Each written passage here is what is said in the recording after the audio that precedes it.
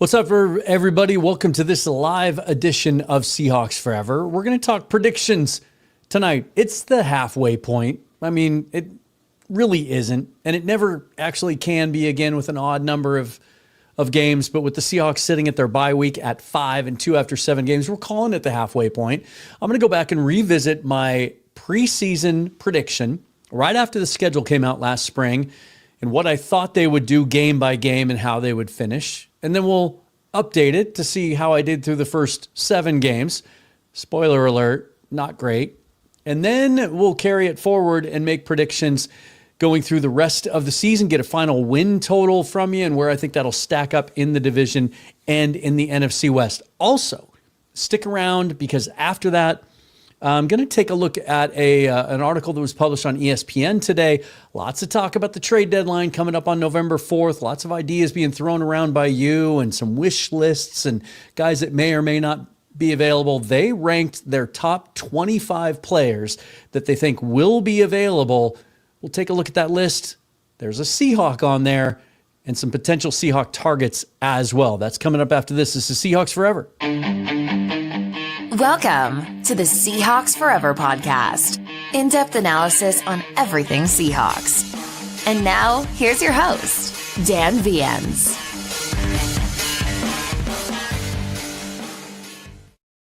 couple of shout outs before we get started down there at the bottom, if you would please. Next time you're in Sodo, even if it's between now and the next time the Seahawks play a home game, stop into Fast Fashion Breweries, brewing some of the best beers in town. Randy and Matt Storm running the show there. If you see them there, tell them I sent you and that you watched the show there. Right down there on First Avenue across the street from Showbox Sodo. Also, if you haven't checked out the Sleeper app today, you're missing out. It's simply the best sports app out there. One-stop shopping for whatever you need. You want to follow games on a play-by-play, live, real-time basis with updated scoring and also being able to interact with the rest of the community out there doing the same thing as you are. You can play fantasy football, and then there are the games of skill. And if you want to sign up right now, well, they're just going to give you $20 right there. As you can see, no deposit needed. That's how they're going to get you started if you sign up today. But if you do want to go a little deeper than that, they're going to match your first deposit up to $100, 100% if you use the promo code FOREVER. Terms and conditions do apply. Check out the Sleeper app today. We do have some news today. This coming out just about an hour ago, and Mike McDonald, as I hit record or as I hit live tonight, was just about to give his first press conference of the week coming out of the break. And so I'll be catching up with that as soon as we're done here. But Robbie Ouzts has been designated for return to practice. The rookie fullback out of Alabama, who we saw in the first couple of games. What a significant part of the run game he is. Also, we saw some hints in the preseason that he can really be involved in the passing game as well. Of course, we know he played tight end at Alabama, even though he only caught 10 balls in his career, but an outstanding blocker, really took to that fullback position. Hasn't quite been the same with Brady Russell, but now the possibility of getting Ouzts back. The question then will be, can he get back by Sunday when they play the Commanders on Sunday Night Football in Washington? That remains to be seen.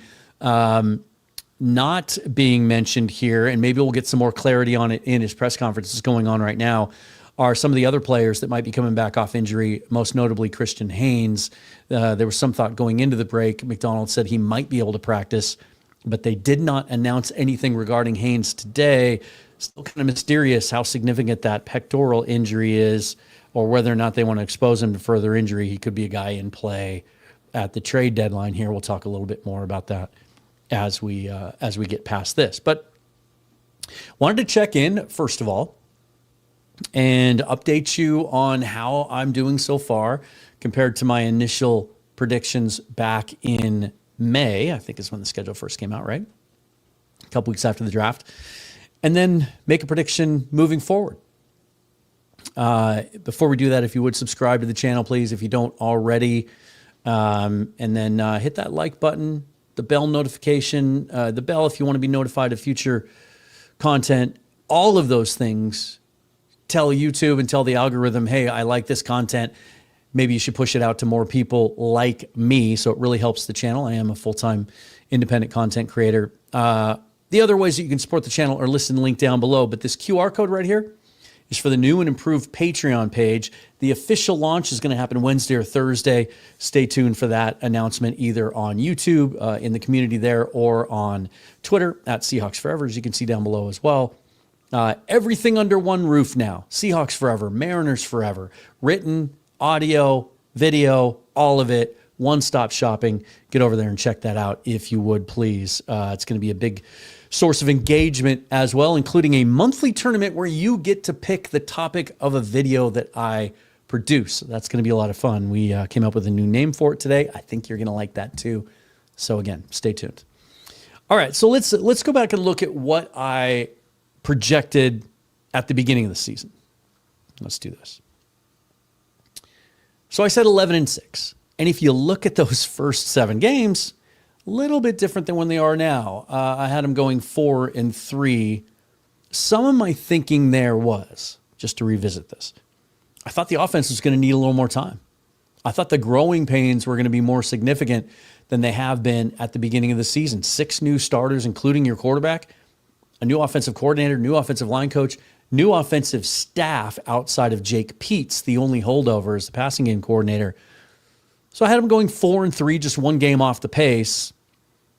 Thought that going to Pittsburgh in week 2 and playing that defense, didn't obviously expect it to be as banged up as it was.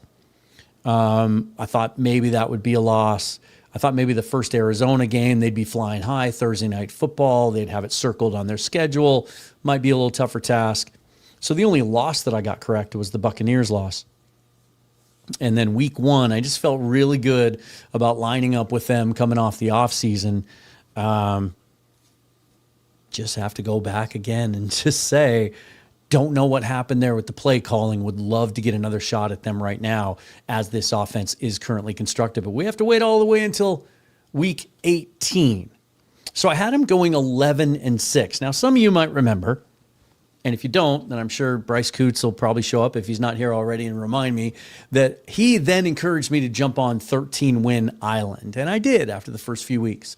I got a little exuberant, a little excited, and I upped my prediction to 13-4. I think that's a little unrealistic when you look at the strength of the NFC and this division in particular. So that might just be a little hint about where I'm going. But this is how we've gotten to where we are today. And man, still, Seahawks are 7th or 8th in the league in point differential, but those 2 losses by a combined 5 points to 2 teams that have 2 of the best records in the NFC, you can make a very, very strong case that this team had a chance to be 7-0. And unfortunately, those losses could come back to bite them later, especially that Tampa Bay one, as you start to look at how the playoff race is shaping up in the NFC. It very well could come down to where we are tied record-wise with the Buccaneers if we don't win the division at the end of the year, and then have to travel to Tampa to play them there instead of at home. But as I mentioned just a little bit ago on the 12 Talk podcast with the boys from the UK, that's not a bad problem to have if you have to travel to Florida in January. It beats the heck out of some other northern locations, doesn't it? Beats having to go to Green Bay in January, for example. So that's where we sit there.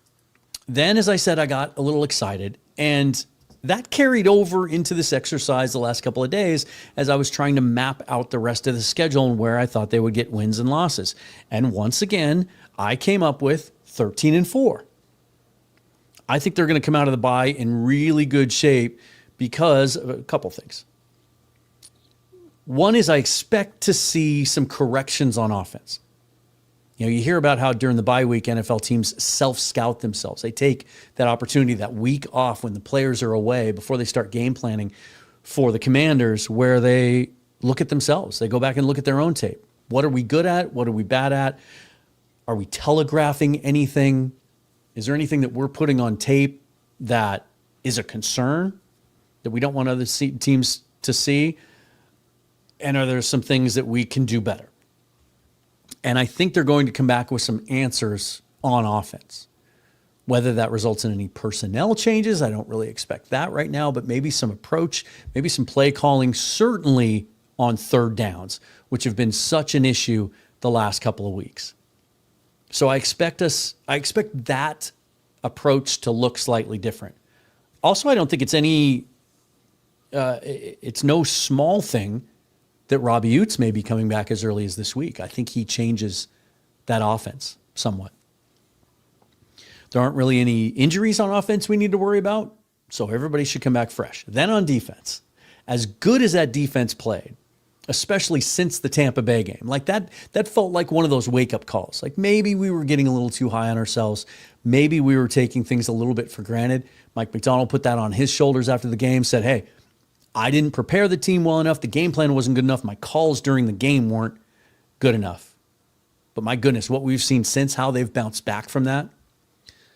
And in the process of that happening, seeing how well DeMarcus Lawrence is playing on this free agent contract at his age, seeing a rejuvenated Uchenna Nwosu playing very much and looking very much like pre-injury Uchenna Nwosu, a guy that you want to hang on to for the next few years, when a bunch of us wanted him cut months ago. And then you add Derek Hall to that, healthy now, coming back this week. We expect him to practice. And then Julian Love and Devin Witherspoon, who I still believe could have played if there were different stakes on the line in that Monday night game last week against the Texans. But knowing they had the bye week, and then I think they were thinking of week 11 and that huge matchup coming up with the Rams. So I think they're going to come out against a Commanders team that it looks nothing like the team that went to the NFC Championship game last year. We don't know if the quarterback's going to be ready to go. We don't know if he does play, how sharp he's going to be. And that defense, all I keep hearing about the Washington defense this year is how slow they look and how much they struggle at times to run sideline to sideline. So I think there's some opportunities there. Dan Quinn's taking a lot of heat for how that defense looks, considering he is a guy known for his defense. But, much of that matchup may hinge on Jaden Daniels and whether or not he is able to come back. But even if he is, I think we've seen this defense have a good plan against mobile quarterbacks. We've seen what they've done to Kyler Murray. Baker got away a couple of times, but I think for the most part they held him in the pocket. Unfortunately, they just couldn't pressure him within the pocket in that game. But I think they'll have a good plan even if Daniels is ready to go. And then the week after that, I think that Cardinals team, this team's just a mess right now. The defense was supposed to carry them. They're bottom part of the league in most categories. They're not pressuring the quarterback. They're not stopping the run very well. Now they might have a quarterback controversy. They've played a little bit better last week, which Kobe Brissett running the show instead of Kyler Murray. We don't know if he'll be healthy and ready to go coming off the bye. I think either way, though, they have a good plan in place. It's going to be at home. They've made it an emphasis. They want to keep that going. I think the crowds are going to be going nuts. I think they're 7-2. And I also think if you're worried about a trap game, I know I mentioned with the 12 Talk guys today that it has the makings of a traditional trap game. I don't think Mike McDonald allows that to happen. That if they don't come out and play their best against the Cardinals, all those things that are ahead for them as a result of what might happen week 11 against the Rams, you toss a lot of those to the side if you lose to the Cardinals heading into that game.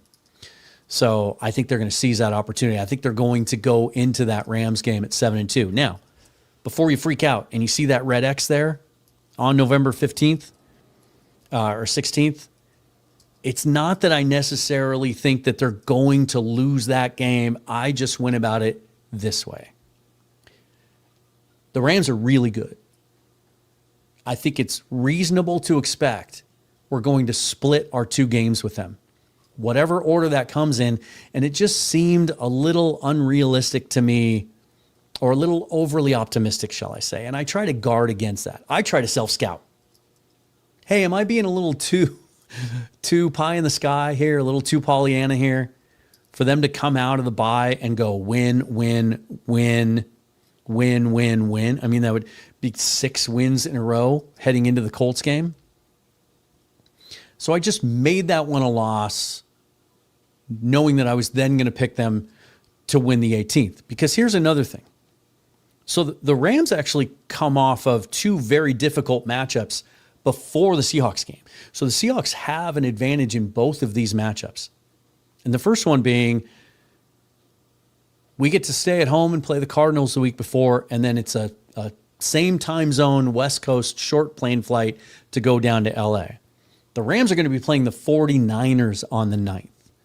That's a game, that's a revenge game for them. After what happened the first time, guarantee you that's circled on their calendar. They can't wait to play that game. They're going to exhaust a lot of emotional energy going into that game. If not, then it's got all the makings of another trap game. And if they lose twice to the 49ers, my goodness. So they have to come off of that to play us, where we're coming off a home game against the Cardinals. Then when we play them on the 18th, that's a Thursday night game. We both actually come off really tough assignments, but ours is we get to stay home at least against a Colts team, and I've got that marked as a loss simply because they're a really good team.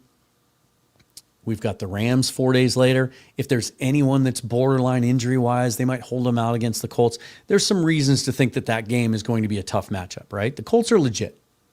They are. I had to find some losses somewhere. Otherwise, it got too unrealistic. Well, the Rams that week, while we stay at home and play the Colts, they're playing the Lions the week before. One of the most physical teams in the league. That's a tough bounce back for them, too, in a game that could have massive seeding implications in the NFC for them as well.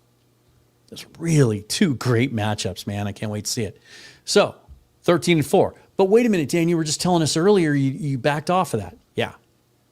Because at the end of the day, that seems unrealistic given the quality of the division, given the quality of the conference, and just how difficult and how evenly matched this conference is on a week-in, week-out basis. It's not about who you think is the better team. It's not about just looking at DVOA and saying, okay, well, the Seahawks are number 1 and they're number 5, so they should beat them. It's how well do you show up and play that week? Seahawks didn't play well on Monday against the Texans. They won, but they didn't play well. They're not going to get away with that against the Rams. They're likely not going to get away with that against the Colts. And so 13-4 just seems a little hyperbolic. And so I wanted to check my optimism a little bit. I don't know what the combination is, but officially I'm putting it out there now. My revised prediction is they're going to go 12-5. Now the question is that enough to win the division? I think it is, but it's going to come down to tiebreakers. It just feels like this thing is headed towards the Rams and Seahawks finishing at 12-5. They beat each other once, and just like last year, it's going to come down to some deeper tiebreakers, and let's hope this year they have them. Now, that being said, if you're sitting there right now and you're looking at the screen going, that's pretty pessimistic.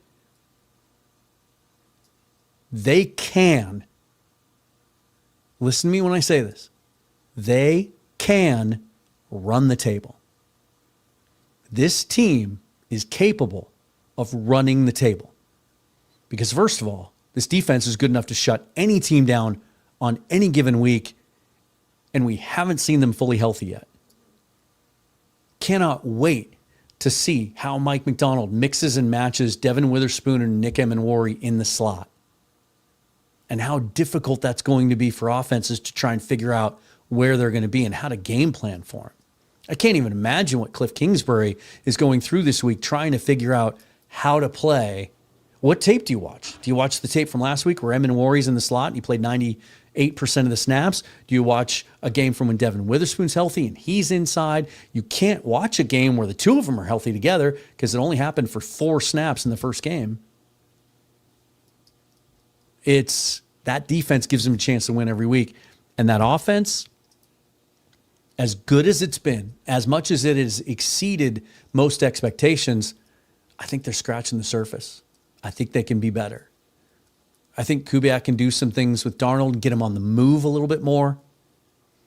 I think he has not involved the running backs in the passing game at all.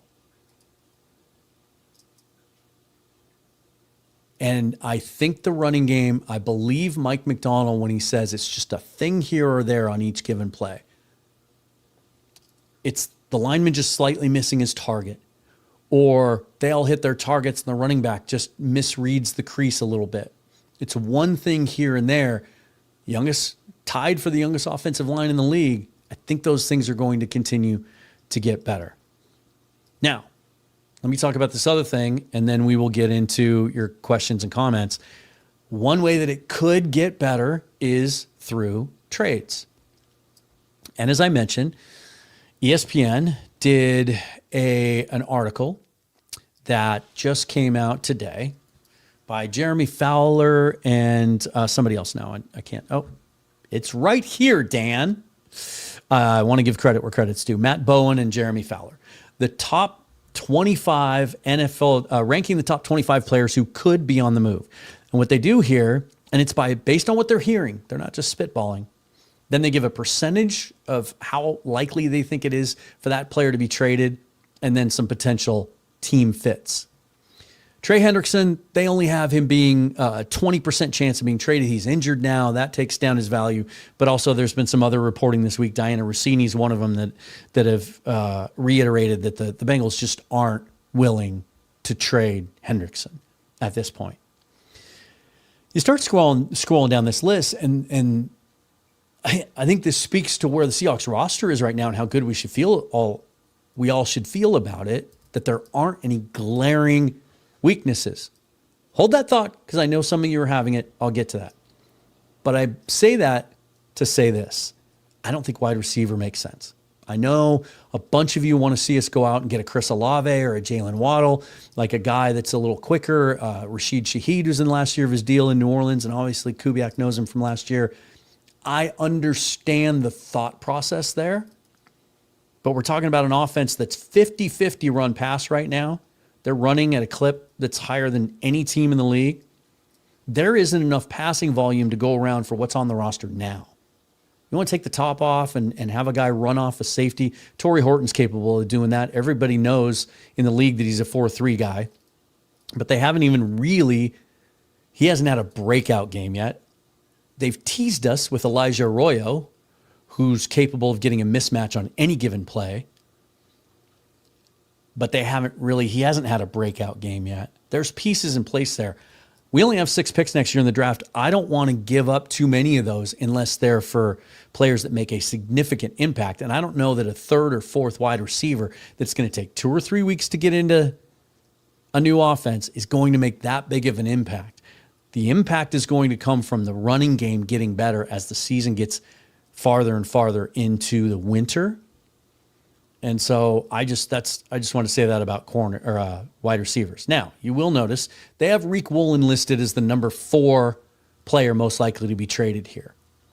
I have said since last week, did the video last week about just kind of the whole landscape of Riq Woolen and what lies ahead of him, and then talked a lot in my reaction show about how he played his best game of the year on Monday. I don't want to trade him.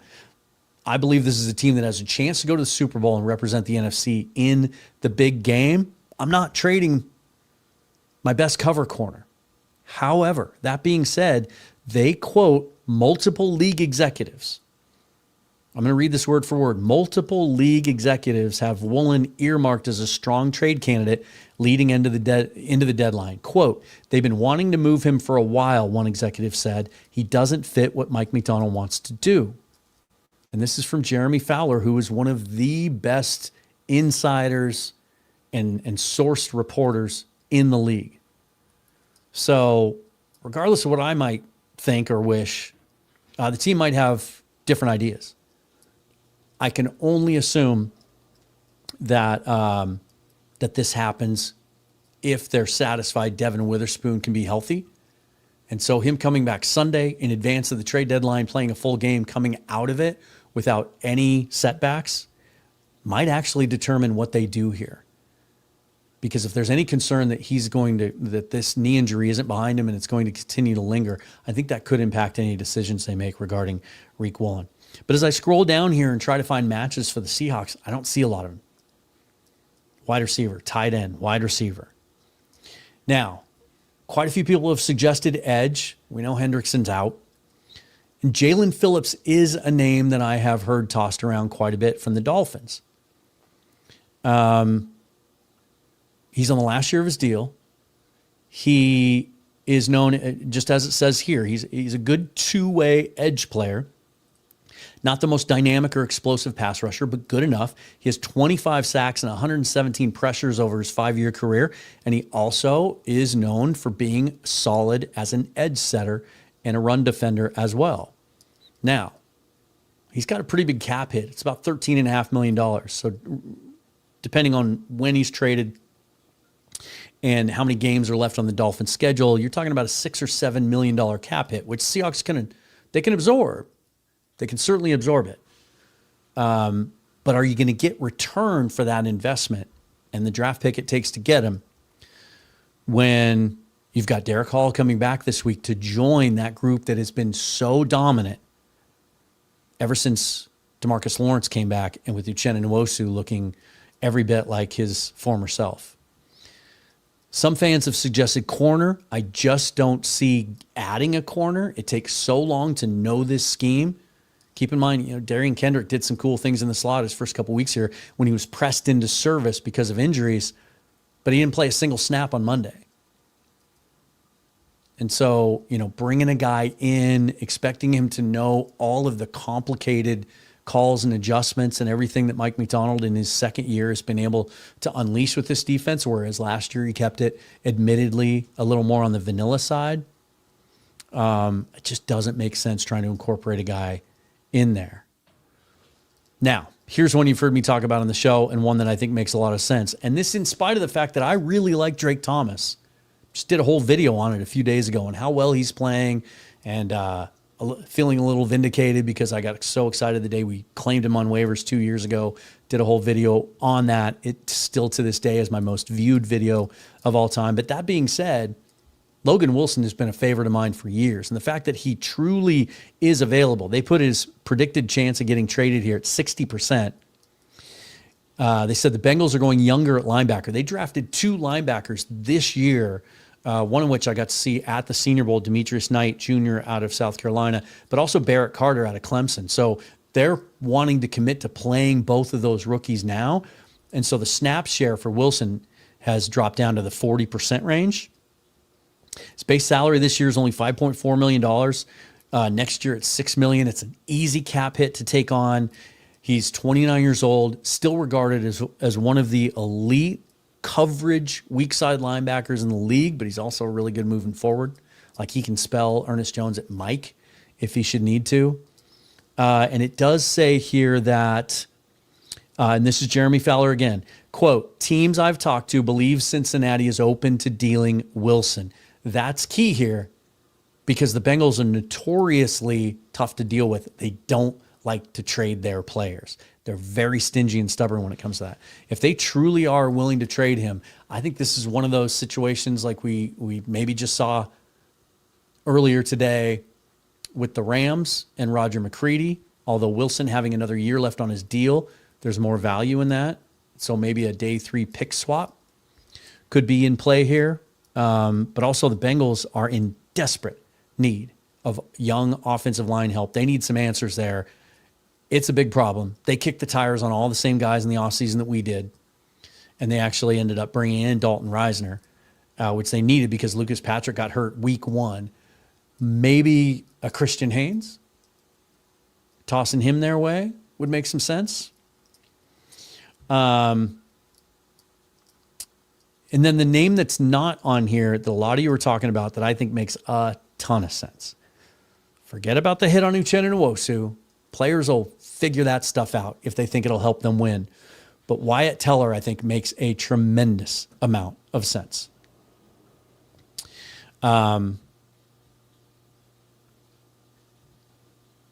He is 31 years old now. 3-time Pro Bowler, 2-time second-team All-Pro. He's essentially in the last year of his deal. There's 4 void years tacked on to the extension that he signed.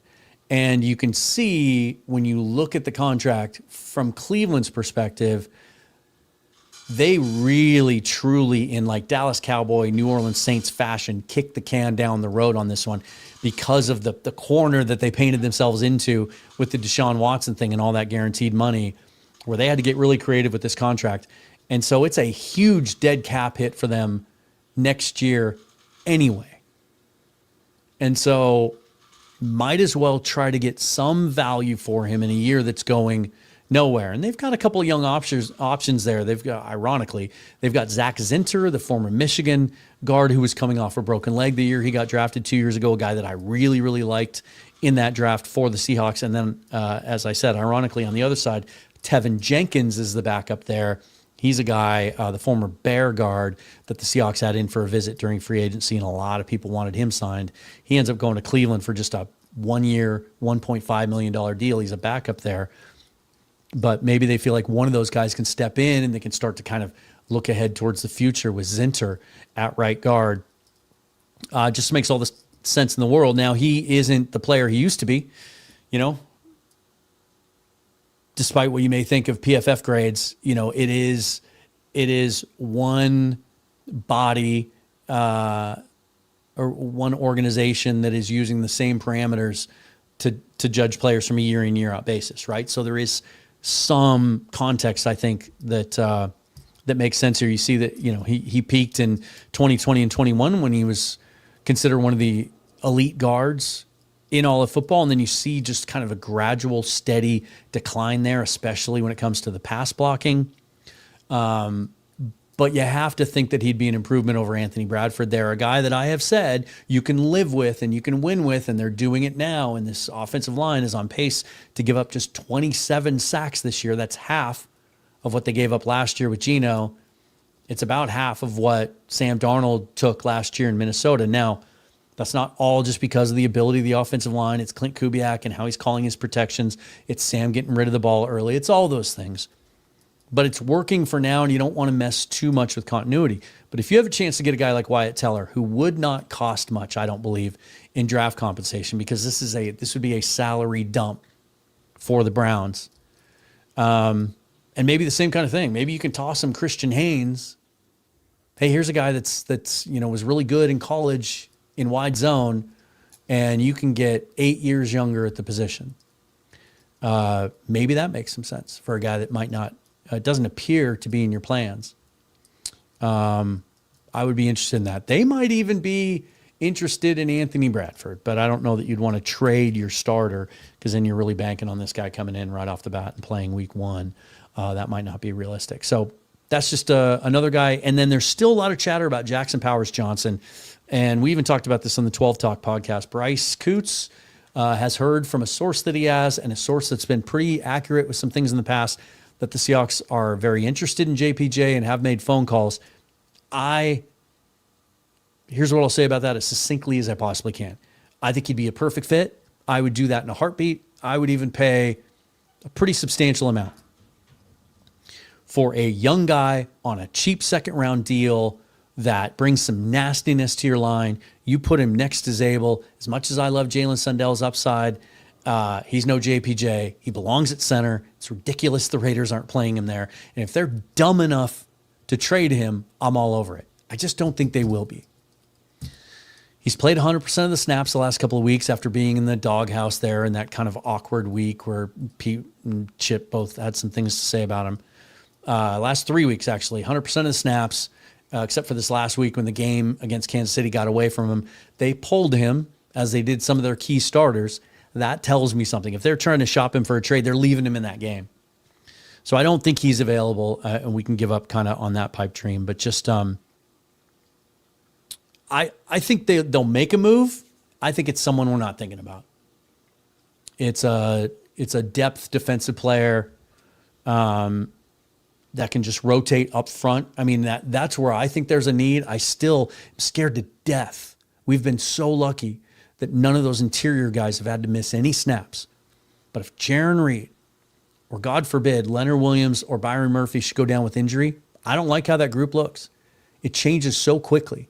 Yesterday, when there were reports that Quinnen Williams might be available with the Jets, one of the elite interior defensive linemen in this league, I tweeted now we're talking. And some of the crap that I took in the comments, because we're good at interior defensive line, we're set, we're fine. You never are. You never are. Injuries happen, and they can happen in waves. Also, Jaron Reed and Leonard Williams are on the other side of 30. Like every year you get with Jaron Reed is a year that you should cherish because you don't know when it's going to end. And the depth there, we're talking Brandon Peely is your next tackle up, Mike Morris. That depth falls off quickly. And so if there's a guy out there that I can add to that rotation and lighten some of the snap load on those guys, I'm doing it. And it's probably a guy, think last year, think Roy Robertson Harris. That was a deal none of us saw coming. But it actually, he was a pretty nice little piece of that rotation the rest of that year. So that's kind of where I stand on that. All right, guys, let's see what you got. Thanks for being here, by the way. I know we got Monday Night Football starting any minute now, and so this won't be as long as some of my lives tend to be because I want to watch the Commanders, and I want to see what the team looks like that we're going to be playing next week. Yeah, Osiris. Huge thank you to the Texans for taking the 49ers down. The Seahawks are in first place as we speak. You knew those injuries were going to catch up to the 49ers at some point. They're kudos to them. They're so well coached. Bringing Robert Saleh back was a coup for them. They need to enjoy it as much as they can because he's absolutely going to get one of these head coaching jobs next year, as he should. But yeah, it's kind of changed the landscape of this division a little bit, especially when you consider they got the Rams next week. The Rams that are going to be out for revenge. The Rams could do us a favor here next week as well. And then the Vikings. That game doesn't look as daunting on the schedule as it did even 6 weeks ago when it looked like that defense was going to be one of the best in the league. And J.J. McCarthy had that comeback where he looked like, okay, his time, I guess, is now. And then he gets hurt. Now, we haven't heard official word, I don't think, on whether he's good to go this week, but Carson Wentz now out for the year with a shoulder injury. He's going to have surgery on that, so the Vikings are in a little bit of trouble. Martin Lawrence, member for 9 months. Appreciate that. Thank you. That week 1 49ers loss will annoy me all season.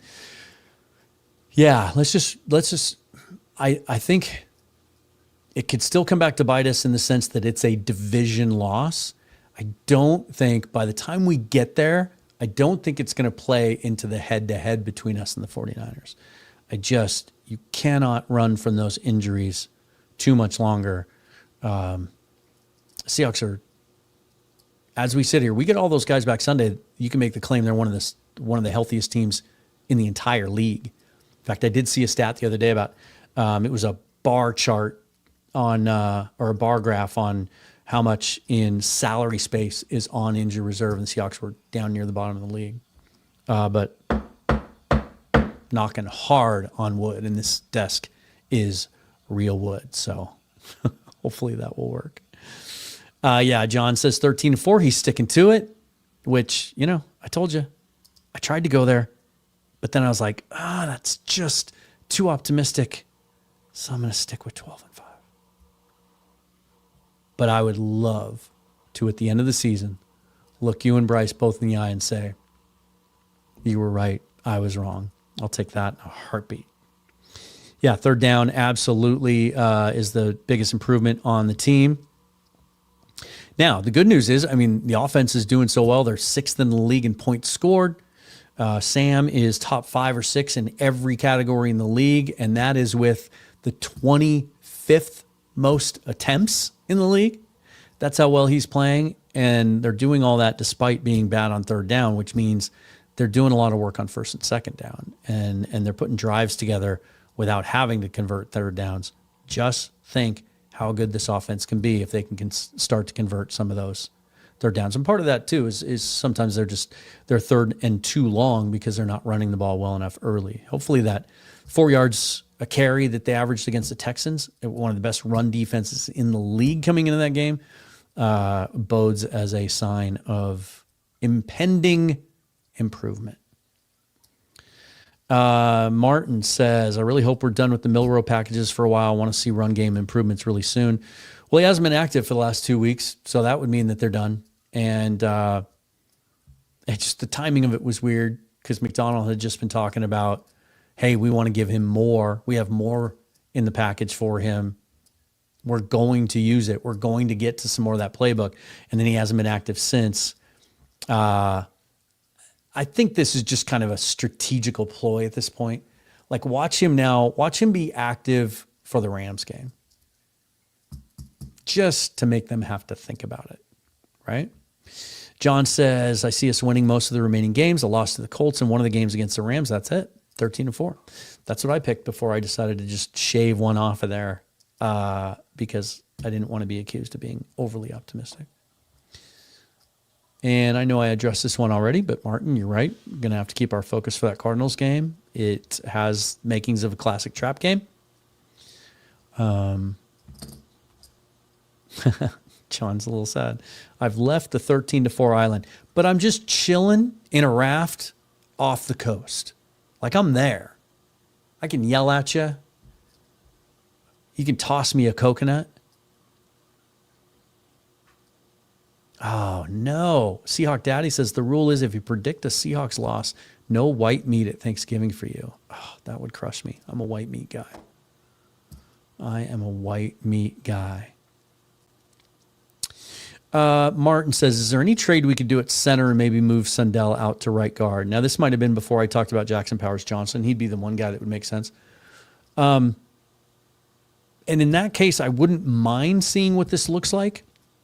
The concern with Sundell, as much as I love the athleticism and how smart he is, I love everything about him, it's the anchor that's a concern. And there's 3 to 5 plays a game where he gets beat with power. Now, to his credit, and the credit of that group up front, is he hasn't let that snowball. There isn't a game where he just was in a mismatch and getting his ass kicked. You'd think if there was going to be one, it would have been Tampa Bay, and yet he and Anthony Bradford held Vita Vea and Greg Gaines to 0 stats between them. Neither of them had a tackle, quarterback hit, tackle for loss, nothing. They literally don't show up in the box score. And so, yeah, then John chimes in with JPJ maybe. If they were to be able to do something like that, then maybe, because JPJ is stout enough himself to take some of that pressure off. He could help out against like a bigger 1 tech or 0 tech. That maybe giving Sundell a shot at right guard would make sense. In pass protection, I think that might be the best 5 we could put out there. I'd be intrigued by that. Very, very much so. And yeah, this is what I've been saying for a long time. Seahawk Daddy, quality offensive linemen are almost impossible to find at the deadline. Even bottom dwellers covet them because you have to build around them. I've had one loyal follower continue to throw the name Peter Skoronski at me from the Titans. Well, they've struggled with their offensive line for years. That's why they took him in the first round, took him in the top 10, even though they ended up playing him inside. You're not giving up on that guy when you're trying to rebuild. You're hanging on to your good young offensive lineman. That's why I say, if JPJ truly is available, I think the Raiders are stupid, but I think the Seahawks would be stupid not to take advantage of it if indeed that's an issue. Seahawk Daddy says anything less than a 3rd rounder would not be enough for Woolen. Well, then you're not trading him. No one is giving up a 3rd rounder for a guy with 8 games left on his contract. And I don't think Woolen's going to agree to a new deal with a new team. He's going to want to test free agency. No one's giving up a 3rd for a rental unless that rental is like an undisputed all-pro. Like, if Trey Hendrickson was healthy, you could expect him to fetch a 3rd. Reek Woolen is not on Trey Hendrickson's level.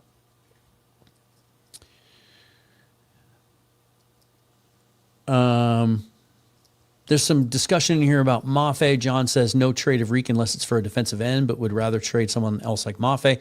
Same situation. You're not going to get a lot in return for Mafe because he's on the last year of his deal and he hasn't been productive. And then Seahawk Daddy said he's coming to life. He was great in his last game. Let's look this up because I just did this the other day. Hang on. Let's go. Yeah. Hold on. Let me just look that up. because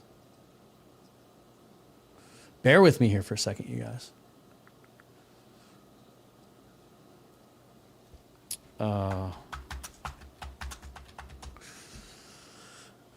Boyamafe. Here are his stats through 7 games.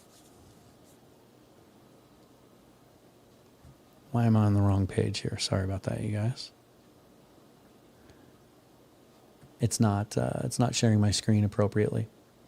He has 9 tackles. Period.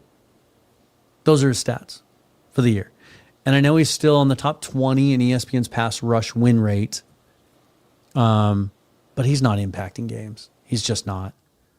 I'm so glad they didn't extend him before the season. And again, yeah, I know I addressed this already, but I don't think if the Seahawks had a chance to get Wyatt Teller and he could make us better, and this team wants to win a Super Bowl. Uchenna Nwosu isn't going to go to John Schneider and say, nope, if you trade for that guy, I'm not playing. It's just not going to happen. And knowing Schneider, he would go to Uchenna and say, hey, we have a chance to get this guy. Uchenna would say, hell yes. I guarantee you.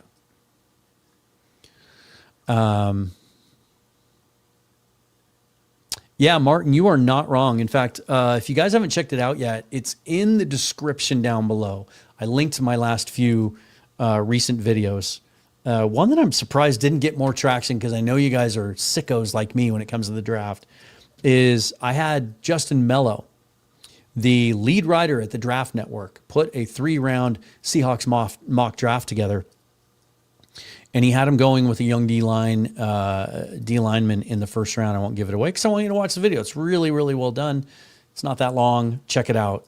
But no, that's absolutely a need. When you look at that edge group, Mafe on an expiring deal is not going to be back. Lawrence is going to be 32 next year. Leo's going to be 31. Reed's going to be 33, I believe. You're going to get Riley Mills back. But it's a very, very good draft class. It's looking at this point for nose tackle types, interior defensive linemen. It's the second year in a row we've been able to say that. And the previous years before that were pretty lean when it came to that.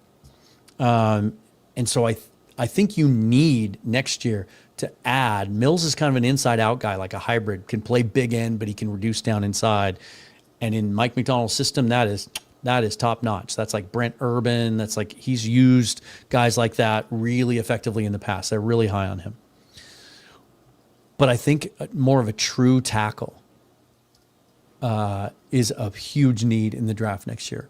And another edge because, I think they'll redo Nwosu's deal next year, but you start looking farther down the road, and I think first-round edge makes a lot of sense. Especially if that guy has something in his profile that leads you to believe he can just beat people one-on-one. That's something we don't really have. And they talk about how it's a team, how they all work together as a team, and that's why we're getting such great pressure rates and everything else. But at the end of the day, if you have a guy that can work within that framework and also just flat out beat a tackle when he's on an island, that's something we don't really have right now. And I think long-term, that's something that would make a ton of sense. Hey, there's Bryce Coots. Thanks for the super chat. I'm getting more on the idea of trading for Wyatt Teller. Also, 13-4 island till it isn't possible. Did I talk about this with Teller? Yeah, the contract would be not an issue at all. His cap hit for the rest of this season would be about $2.6 million. That's it. And the Seahawks have, 15, 16, 17 still available? And then the Browns would be on the hook for the void years. So there's some massive dead cap hits in 26, 27, 28. Seahawks would be completely clean and off the cap after this year. Really wouldn't cost him much at all for that rental. Man, if that's just one that if you can make that happen, my goodness, you just do it. It just makes all the sense in the world. Yeah, I think that's it, guys. Now I want to watch the Commanders. Kickoff's right about now, isn't it? Yep. Cool. Let's go watch that. Enjoy it. Here's what's coming up the rest of the week. Jeff Simmons joining me tomorrow. We're going to talk about second half expectations with the Seahawks, trade deadline, the rest of the division and conference. Wednesday, Stacey Rost from 710 Seattle Sports is going to be joining the show for the first time. Excited about that. We're going to talk about favorites, favorite player, favorite plays, favorite moments, favorite games, favorite aspect of what she's seeing with this team, and then also her expectations for the second half. Corbin Smith's going to join me later in the week. We've got Seahawks Syndicate with our monthly show on Wednesday with Bryce and me and Mookie and Brandon Kane. There's a lot going on this week, you guys. Plus, I'll be sure to go live a couple times on top of it as well. Hey, the lady's out of town. She's out of the country. I'm here for you. Pouring myself into this, trying to finish the month strong and get November off to a great month as well. Speaking of that, check out the new Patreon. We're going to officially launch it Wednesday or Thursday. Everything under one roof, including Mariners Forever, which is going to be full-time now as well. But all of my content, video, audio, written, everything under one roof. So check that out. And all the other ways that you can support me are listed and linked down below. But the best way, easiest way, just hit subscribe, hit that like button. It's all you have to do. It's free and it lets YouTube know to push the video out and show it to more people. Also, if you listen on audio, I don't say this enough. Thank you for doing that. Like, my audio downloads over the last few years have just flatlined. Like, it's the exact same no matter what. Can't grow it. But they're also very loyal listeners. And I'll say this, regardless of what platform you listen on, if you could leave a rating or a review, that really helps more people get exposed to the podcast as well. So that's all of that. Follow me on Twitter at Seahawks Forever. Until next time, forever and always, go Hawks. Enjoy the Monday night game. We'll see you tomorrow.